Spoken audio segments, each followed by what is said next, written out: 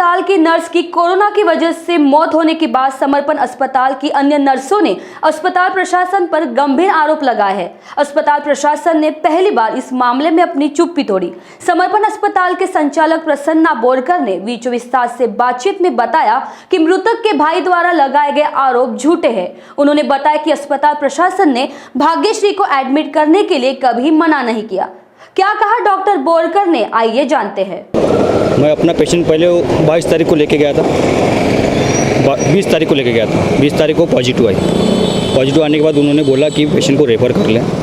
Refer करने के बाद मैं पेशेंट को लेके गया आईजीएमसी लेके जाने के बाद वहाँ पे उसको दिखाया तो डॉक्टर को उसका सैचुरेशन मेंटेन था, तो वहाँ के डॉक्टरों ने नहीं लिया। उन्होंने बताया कि इसको होम आइसोलेशन में रख दे। तो फिर उसके बाद मैं वापस आया, उसको रूम में छोड़ा। रूम में छोड़ने के बाद 4 दिन बाद उसकी तबीयत और ज़्यादा हो गई, तो मैं डायरेक्ट मेयो लेके गया उसको। मेयो लेने के बाद वहाँ पे एडमिट कर दिया। एडमिट करने के बाद इनको बता दिया, इंचार्ज से कंटिन्यू बात हो रही थी मेरी, मैंने पेशेंट ऐसा ऐसा है, अभी उसकी अनीता करके सिस्टर है वहाँ पे, वो ठीक है, कंटिन्यू बात हो रही थी। बात होने के बाद 4 दिन वहाँ पेशेंट अच्छी से रही, यानी वार्ड पे थी। वार्ड में होने के बाद फिर 28 तारीख को सीरियस हुई, यानी उसको बाइपअप लगा था। बाइपअप लगने के बाद मुझे पता चला कि बाइपअप लगा है कंटिन्यू उसको करके, तो फिर मैं यहाँ पे आया तुरंत। 28 तारीख को आया। 28 तारीख आने के बाद मैं डॉक्टर से बात की, सब पेशेंट क्रिटिकल हो रही है तो मुझे यहाँ पे आया एडमिट करना है 28 तारीख को। तो वो बोले कि मेरे पास बेड नहीं है। 28 तारीख के बाद वो मेरे पास बेड नहीं है बोले, और वैकेंट नहीं है बोले कोई भी। तो मैं 28 तारीख को खुद डॉक्टर के पास गए? हाँ। या डॉक्टर ने आपको फ़ोन किया? हाँ 28 तारीख को? नहीं, मैं खुद गया।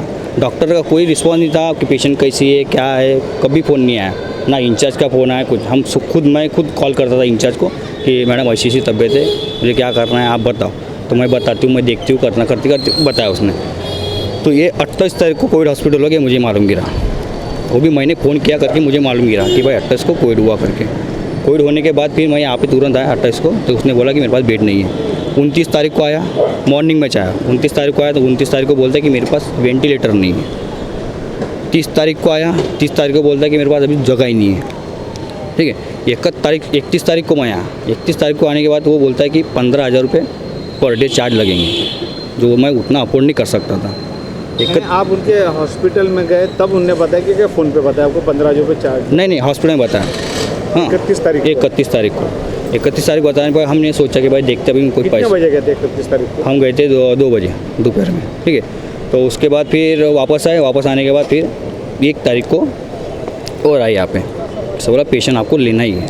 हर दिन आ रहा था कंटिन्यू, पेशेंट लेना है। तो बोले रुक जा, बोले तेरे को मैं बताता था क्या करना है क्या। तो उसने मुझे रोकने के बाद फिर बताया कि बोले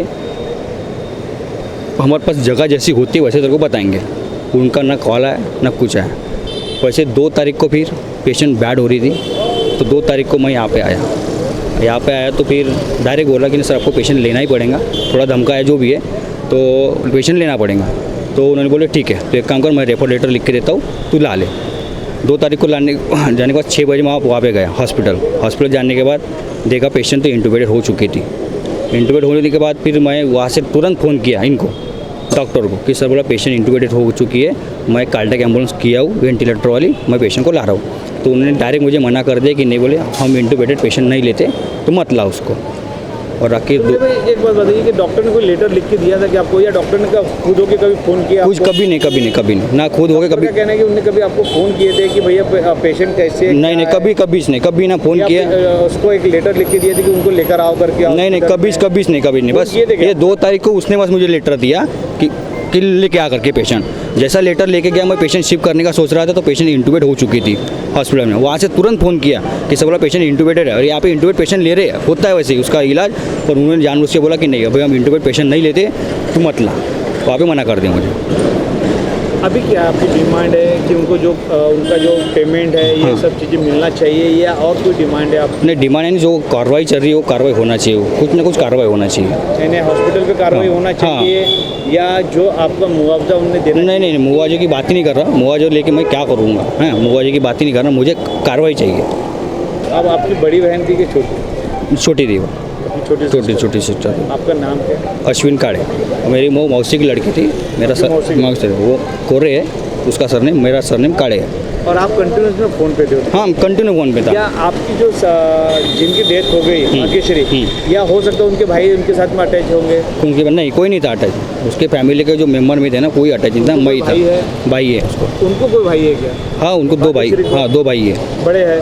अगर वो उनसे बातचीत की होंगे तो? नहीं किया ना, बातचीत कुछ भी नहीं हुई, किससे की बात है, क्योंकि उनको मालूम है कि मैं भाई हूँ। डॉक्टर का कहना है कि मैंने उनको खुद फ़ोन किया था और लेटर भी किया था। डॉक्टर का सर, वहाँ पे डॉक्टर को पूरा स्टाफ को मालूम है कि मैं भाई हूँ। उनको ये नहीं मालूम कि वो 2 भाई हुआ उसके उधर है करके।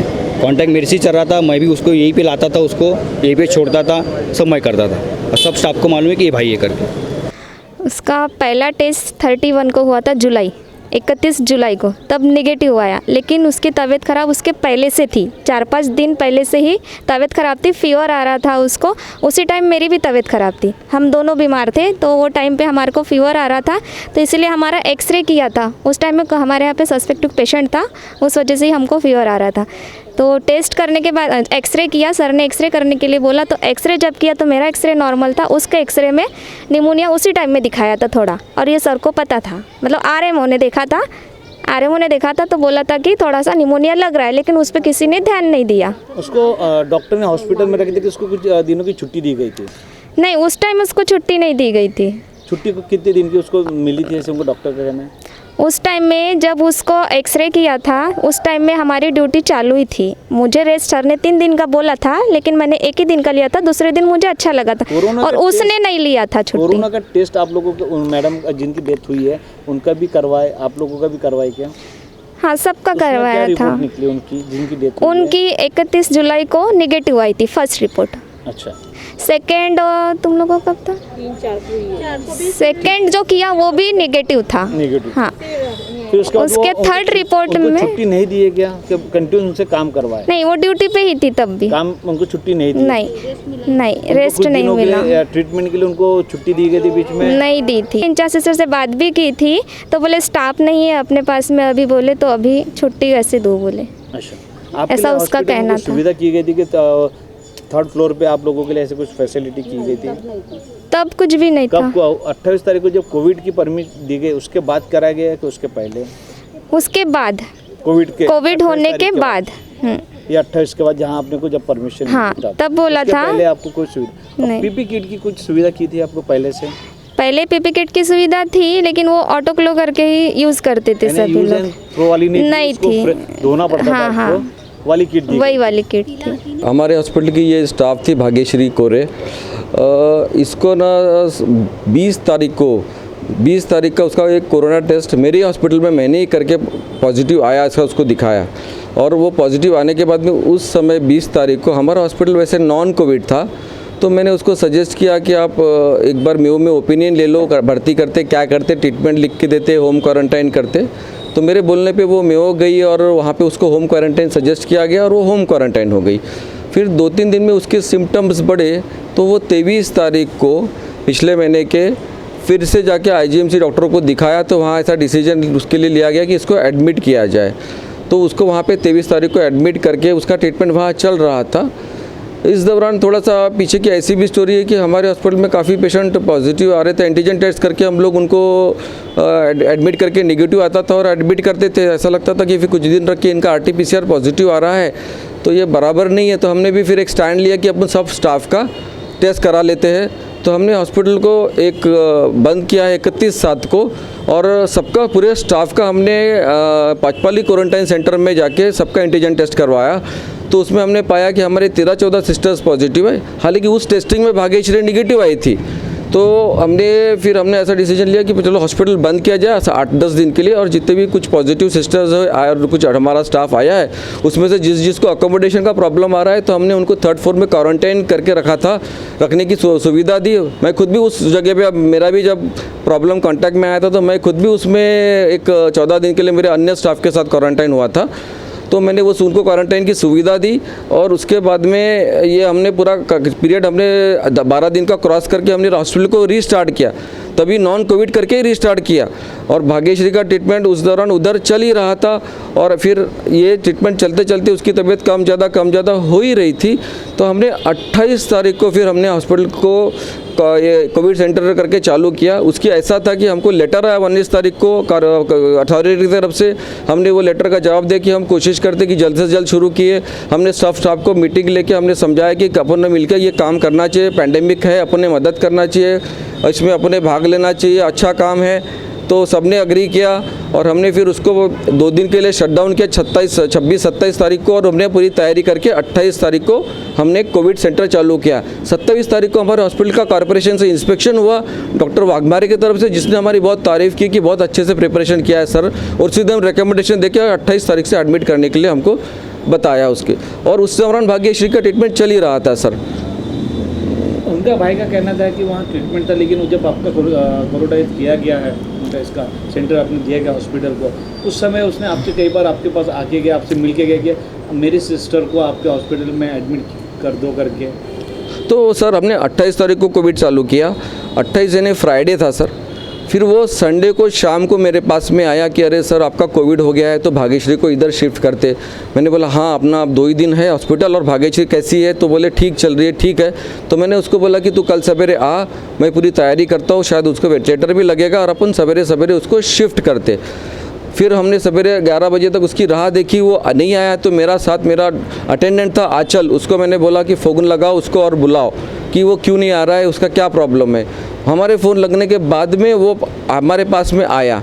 हमने उसको समझाया कि हमारी तैयारी हो गई है, तू जल्दी लेके आ, टाइम वेस्ट मत कर, सब तैयारी हो गई है।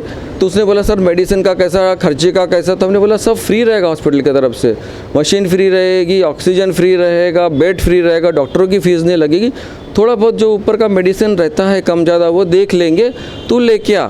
वो सोचते रह गया, मेरे सामने से निकल गया, मेरे को बगैर पूछे बताए। फिर भी मैंने शाम तक फॉलो किया तो वो उस दिन आया ही नहीं। ये सोमवार की बात है। उसके बाद हम मंगलवार आया, मंगलवार को हमने इंक्वायरी की इधर उधर से कि भाग्यश्री सिस्टर का भाई नहीं आया, क्या हुआ? तो हमको ऐसा पता चला कि भाग्यश्री सिस्टर का भाई नहीं आने का कि भैया अच्छा यह पेशेंट वेंटिलेटर से निकल गई है और अच्छा उसका ट्रीटमेंट चल रहा है, ऐसा हमको पता चला।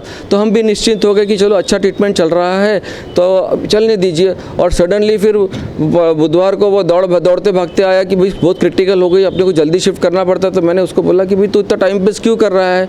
तुरंत लेटर बना के दिया। वहाँ से उसने कार्डियक एम्बुलेंस किया, लेने गया, वहाँ से फ़ोन आया कि और क्रिटिकल हो गई है, उसको मशीन में इंटूबेट करके मशीन पे ले लिया है और शिफ्ट करना बहुत मुश्किल जा रहा है। तो हमने बोला थोड़ा देर राह देख, सेटल होती क्या, देख कैसा करते। देखते तब तक ये काफ़ी क्रिटिकल हो गई थी। फिर हमने भी सलाह दी कि इतने क्रिटिकल कंडीशन में शिफ्ट करना ठीक नहीं है, थोड़ी स्टेबल होगी तब हम शिफ्ट करने की कोशिश करेंगे। ये हमारा उससे वार्तालाप हुआ है 3 दिन का, मंडे, संडे, ट्यूसडे को तो आया ही नहीं, और वेडनेसडे को 2-2:30 बजे कि यहाँ तक कि हमारा उससे कन्वर्सेशन हुआ सर। उनका भाई का कहना है कि मैं लगातार आपके पास आया हॉस्पिटल में और आपसे सलाह भी ली है। उनका कहना है कि हमारा हॉस्पिटल में ऑक्सीजन नहीं है, कभी बेड खाली नहीं है, या 15,000 रुपये पर डे लगेंगे, ऐसा उनका कहना है। सर ऑक्सीजन अभी ऐसा उसके भाई के एलिगेशन है कि भैया 15,000 रुपये पर डे, हॉस्पिटल में 15,000 रुपये पर डे। तो आज भी मेरे पेशेंट हॉस्पिटल में एडमिट है, उनसे भी नहीं ले रहा हूँ मैं। गवर्नमेंट रेट मेरे हॉस्पिटल में अप्लीकेबल है 4,000 रुपये, 7,000, 9,000, जो गवर्नमेंट रेट के अप्लीकेबल रेट से उसमें मैं पेशेंट का ट्रीटमेंट कर रहा हूँ सर। तो मैं कहाँ से 15,000 उसको डिमांड करूँगा जब मैं खुद आज की तारीख में मेरे पास जो पेशेंट एडमिट है उनके भी मैं 15,000 रुपये पर डे नहीं ले रहा हूँ, तो इससे क्या लूँगा। रही दूसरी बात ऑक्सीजन की, तो ऑक्सीजन तो ऐसा है कि ऑक्सीजन नहीं है तो उस दिन तो मेरे पेशेंट हॉस्पिटल में पेशेंट तो एडमिट ही रहना नहीं चाहिए था। कि मेरे पेशेंट में अगर हॉस्पिटल में पेशेंट एडमिट है और तो उसका मतलब मेरे हॉस्पिटल में ऑक्सीजन है। अगर मेरा पेशेंट में 28 पेशेंट एडमिट है मेरा आज के कोरोना के, तो 28 के 28 पेशेंट को ऑक्सीजन लगा है, तभी मेरे हॉस्पिटल में पेशेंट ले सकता हूँ। मैं वही पेशेंट ले रहा हूँ जो थोड़े से क्रिटिकल है, जिसको हम माइल्ड टू मॉडरेट केसेस बोलते हैं, जिसको ऑक्सीजन लग रहा है। जिसको ऑक्सीजन नहीं लग रहा है उसको रख ही नहीं रहे, उसको होम क्वारंटाइन बता रहे हैं। तो ये तो ऑक्सीजन नहीं है हमारे हॉस्पिटल में, ऐसा मैंने बताया, ये सरासर गलत है। अभी तभी भी मेरे हॉस्पिटल में पेशेंट एडमिट थे, अभी भी मेरे हॉस्पिटल में पेशेंट एडमिट है, सभी ऑक्सीजन पे है। और तभी भी हमने अभी भी 15,000 रुपये कभी बताए नहीं, और अभी भी हम लोग किसी भी पेशेंट से वैसे चार्जेस ले नहीं रही है हमारे पास, हम बताना चाहते हैं आप लोगों को।